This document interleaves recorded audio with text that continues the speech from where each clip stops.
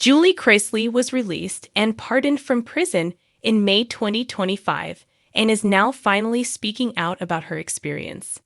She was in Kentucky while her husband, Todd Chrisley, was in Pensacola. Now, a month after her release, Julie is sharing a serious health condition she developed behind bars. Keep reading for more details and how she is faring now. Julie Chrisley reveals serious health condition. It was an awful struggle for Todd and Julie Chrisley to be locked up. They could not be together, and more than that, they were very far apart. He was in Pensacola, Florida, whereas she was imprisoned in Kentucky, but their kids made an effort to see them. After over 2 years behind bars, the couple was pardoned by President Donald Trump. They were released the following night, and their family was over the moon. Todd and his daughter, Savannah Chrisley, did a press conference just days later, but Julie remained at home. She seemed to need more time to reacclimate to life on the outside. Now Julie, Todd, Savannah, and their son Grayson have opened up to Lara Trump about what they went through. More so, how they got through the time away from each other. In an interesting twist, Julie shared that she developed a health condition while in prison. She noticed that her health was deteriorating and needed to figure out what was wrong. Julie went on to note that she found herself with asthma as well as other ailments. However, the Federal Bureau of Prisons has maintained that they have the best standards for its inmates. Savannah has long stated that what her parents went through was completely inhumane. She shared that her father was punished because of how much she spoke out on behalf of her parents. There was nothing pleasant about it, but Todd and Julie Chrisley want to take this time and make it something bigger. They met some of the most incredible people and want to ensure they have a second chance.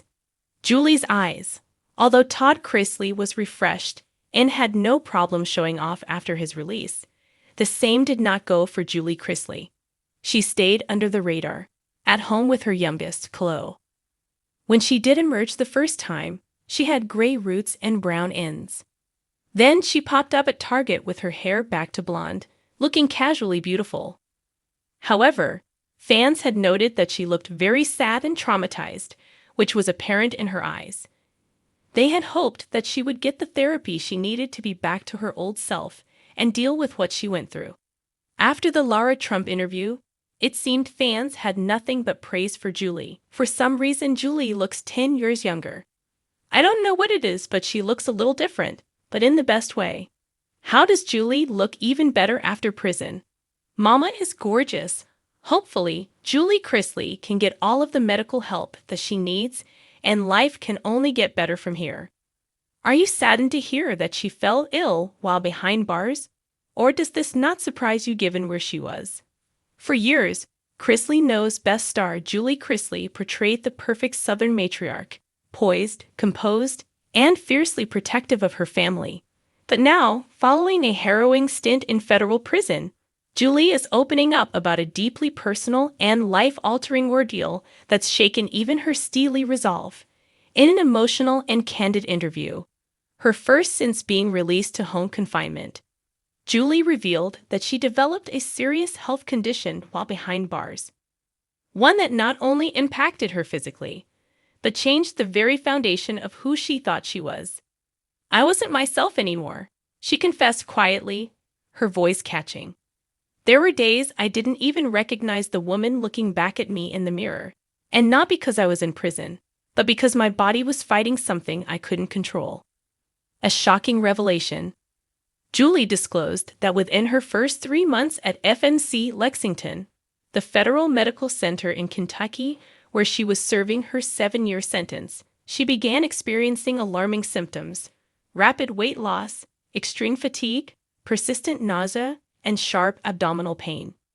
At first, prison medical staff dismissed it as stress and adjustment related. They told me, "You're just anxious. It's normal for new inmates to lose weight and feel depressed." But I knew it was more than that, Julie explained. I was waking up drenched in sweat. I couldn't eat, and I was in pain every single day. After several months of advocating for herself, Julie was finally diagnosed with autoimmune hepatitis, a rare and potentially life-threatening condition where the body's immune system attacks its own liver cells. My body turned against me. For Julie, the diagnosis was devastating, not just because of the illness itself, but because of what it meant for her life behind bars. My body had literally turned against me, she said. And there I was, trying to stay strong in a place where showing weakness could make you a target. She describes being given a medical regimen that included immunosuppressants and steroids, medications that came with brutal side effects of their own: hair thinning, insomnia, bloating, and extreme mood swings. Some days I would sit on the edge of my bunk and just stare at the wall. Other days I'd cry into my pillow, hoping no one would hear. I couldn't talk to Todd. I didn't want to worry the kids. It felt like I was disappearing. Life in a medical unit. Following her diagnosis, Julie was transferred to the medical unit of the facility for closer monitoring. While she appreciated finally receiving treatment, she said the isolation and clinical environment only deepened her mental distress. Being in that unit was a different kind of prison, she admitted. You're surrounded by people who are sick, some of them dying. There's this constant reminder that your body is fragile, that life is fragile. During her time there, Julie says she witnessed fellow inmates being denied medications or facing delays in care, something that haunted her deeply. There were women who didn't make it. Women who should have been given a second chance but weren't. I honestly didn't know if I was going to be one of them. Todd didn't know how bad it was. Julie kept much of her struggle hidden from her husband Todd, who was incarcerated at a different facility in Florida. Communication was limited to short phone calls and monitored emails. I didn't want to burden him, Julie said. He was dealing with his own challenges. I'd always been the strong one in the family. It didn't feel right to fall apart. But after her release to home confinement, she finally told him everything. Todd was shaken. He told me, if I'd known it was that serious, I would have raised hell. But I didn't want him to feel helpless. Now reunited at home, albeit still under federal supervision, Julie says their bond has grown stronger. We've both come back different people. Humbled, grateful, a little broken, but healing together. A message to lawmakers. Julie is using her voice now to advocate for better medical care in prisons, particularly for women. It shouldn't take screaming, begging, and months of deterioration to be taken seriously, she said firmly. We were inmates, not animals. We deserve dignity.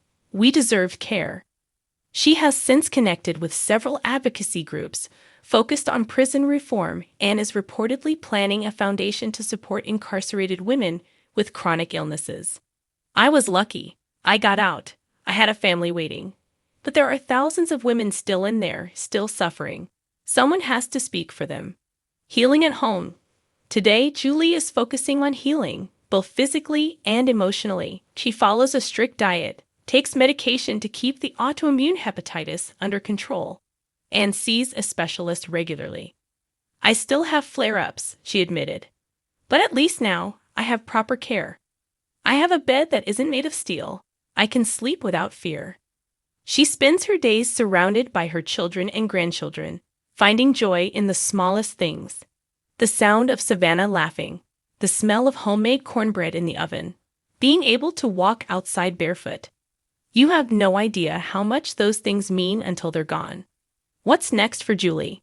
Though Julie isn't rushing back into the spotlight, she has hinted at writing a memoir, one that would detail her time in prison, her health battle, and the lessons she's learned about resilience and faith.